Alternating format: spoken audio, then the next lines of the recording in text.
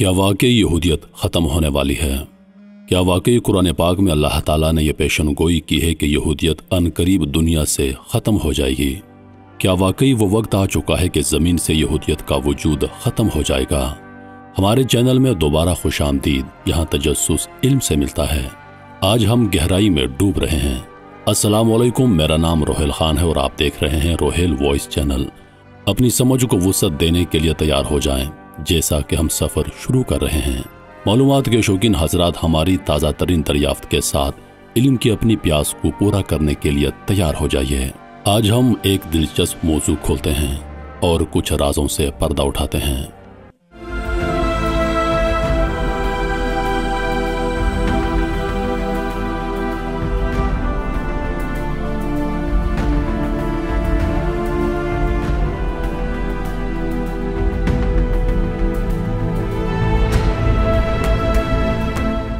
بنی اسرائیل زمین پر فساد برپا کرنے والی ایک قوم تھی، جنہوں نے موسیٰ علیہ السلام کے زمانے میں فساد برپا کیا اور اللہ تعالیٰ کا ان پر عذاب نازل ہوا۔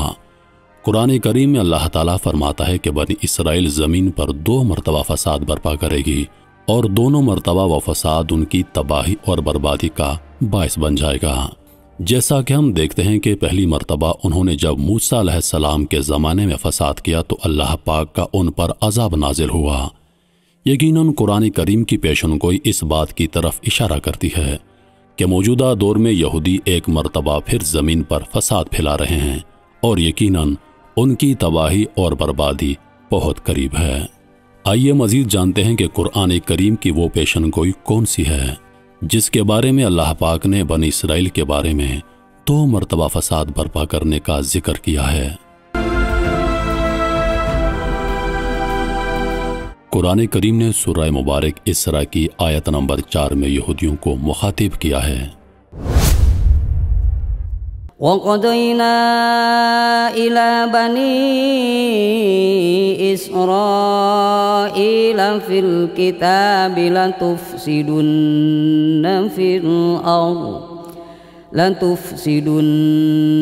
فِي الْأَرْضِ مَرَّتَيْنِ وَلَتَعْلُنَّ عُلُوًّا كَبِيرًا۔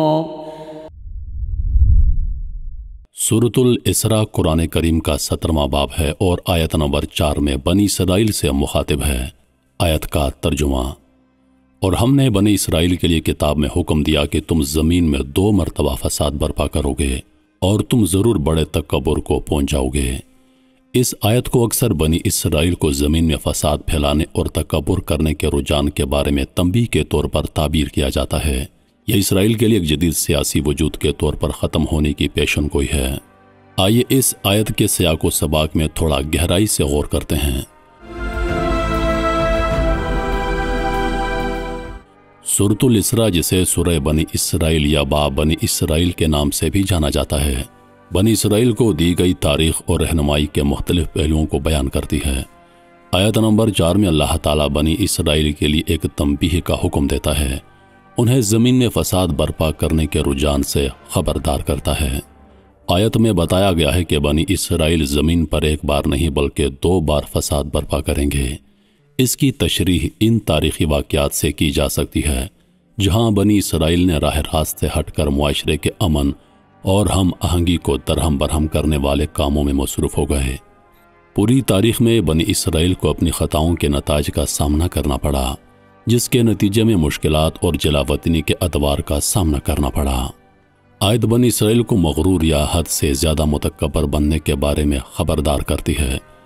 مزید بدعنوانی اور ناانصافی کا باعث بن سکتا ہے۔ یہ ایک یاد دہانی کے طور پر کام کرتی ہے کہ غرور اور تکبر وہ خصلتیں ہیں جو زوال اور الہی عذاب کا باعث بن سکتی ہیں۔ مجموعی طور پر یہ آیت تمام انسانیت کے لیے ایک اخلاقی سبق کے طور پر کام کرتی ہے جو عاجزی، راست بازی اور احتساب کی اہمیت پر زور دیتی ہے۔ یہ بدعنوانی اور تکبر کے نتائج کو اجاگر کرتی ہے، جبکہ عکاسی اور خود اصلاح کی حوصلہ افزائی کرتی ہے۔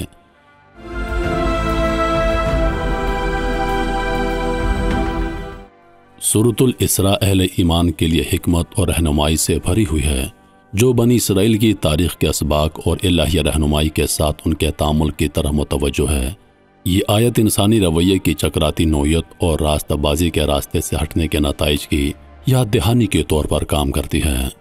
بنی اسرائیل سے براہ راست خطاب کرتے ہوئے قرآنی آیت اخلاقی اصولوں کی عالمگیریت اور تمام قوموں اور برادریوں کے لیے جواب دہی کی اہمیت کو واضح کرتی ہے۔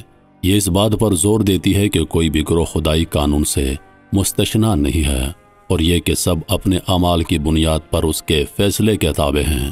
زمین پر فساد پھیلانے کا ذکر ناانصافی، جبر اور اخلاقی زوال کے تباکن اثرات کو نمایاں کرتی ہے۔ یہ اخلاقی طرز عمل اور سماجی ذمہ داری کی ضرورت پر زور دیتے ہوئے معاشرے کے توازن اور ہم آہنگی کو خراب کرنے والے اعمال کے خلاف خبردار کرتی ہے۔ انتباہ کی تکرار یہ بتاتے ہوئے کہ بدعنوانی 2 بار ہوگی، رویے اور نتائج کا ایک نمونہ بتاتی ہے۔ یہ نمونہ ان تاریخی واقعات کی عکاسی کرتی ہے جہاں بنی اسرائیل کو اپنے گناہوں کے لیے عذاب الہی کا سامنا کرنا پڑا، جو آنے والی نسلوں کے لیے ایک احتیاطی کہانی کے طور پر کام کر رہی ہے۔ یہ آیت بدعنوانی کے نقصانات کو اجاگر کرنے کے ساتھ ساتھ تکبر اور غرور کے خطرات کو بھی بتاتی ہے، عظیم گھمنڈ کے خلاف خبردار کرتی ہے اور خود راستی کے روحانی خطرات کی یاد دہانی کے طور پر کام کرتی ہے، عاجزی اور خود آگاہی پر زور دیتی ہے۔ مجموعی طور پر یہ آیت گہرے اخلاقی اور اخلاقی اسباق کو سمیٹتی ہے جو وقت اور ثقافت میں گونجتے ہیں۔ یہ بدعنوانی اور تکبر کے تباہ کن نتائج سے خبردار کرتے ہوئے خود شناسی، احتساب اور عاجزی کی حوصلہ افزائی کرتی ہے۔